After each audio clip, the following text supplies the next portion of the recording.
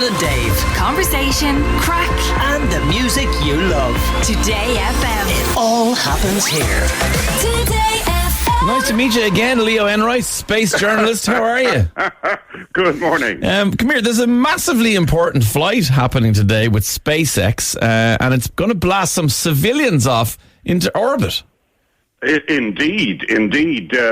4 people bracing themselves, Bridget, for a rocket ride into space. Of course, if it all goes wrong and anything goes wrong with the rocket, they'll end up in the water off West Cork, because that's where the thing would splash down in an emergency. Oh, right. So I hope they're not just the quickest people ever to fly from Florida to West Cork. So, isn't it true then that this is a completely autonomous flight, that the civilians have no, buttons to press or whatever, but also it means there's no qualified astronauts on the space rocket? Yeah, this is the really weird thing about this. I suppose you could say that basically it's the same as if they had put 4 people into the back of one of Elon Musk's Tesla cars and left it driverless from Dublin up to the Inishowen Peninsula.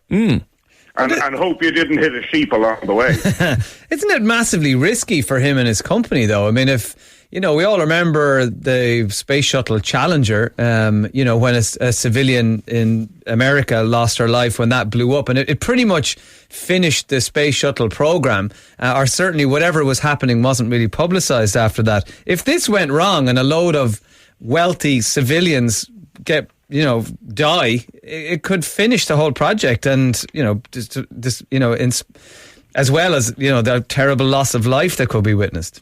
Oh yeah, no, I think absolutely. I mean, that is a very serious and real question. That this really is incredibly risky. Going into space is not a day trip. This is highly dangerous. I mean, rockets are essentially bombs, which are exploded, but the explosion is done in a controlled way. And so there's never a moment when getting on a rocket is a good idea unless you have a really, really good purpose. Yeah, and how long will they spend in orbit? 3 or 4 days. They're going to be orbiting the Earth. That's really important difference between this, for instance, and the Joyride that your man Richard Branson Jeff Bezos did that, yeah. Jeff Bezos as well. This is in an entirely different order. They're actually going to be in orbit about 400 kilometers above the Earth, about the same height as the space station, but they won't go anywhere near it. They're simply not allowed. There's been no arrangement made to bring them to the space station. That will happen later, I think in next month. The Russians are going to launch some space tourist type people who will actually live on the space station for a week. So this sort of thing is starting to get going. But there is as you very correctly point out, there is a genuine risk here. That I'm sure there's a risk. Belly up. Yeah, I'm sure there's a risk with every space flight, as you said. It is strapping yourself to a rocket. But let's take the positive for a second. If this does go swimmingly and they spend 4 days in space and come down and it's all completely autonomous, what does that mean then for the future of autonomous space flights and for, a trip to Mars or a trip to the moon again? Like, what is this paving the way for that kind of thing? Yeah, I mean, I think the move towards an autonomous system is certainly very welcome. I mean, all of the NASA and European astronauts who fly to the space station with this same system are also, what the Americans used to call spam in a can.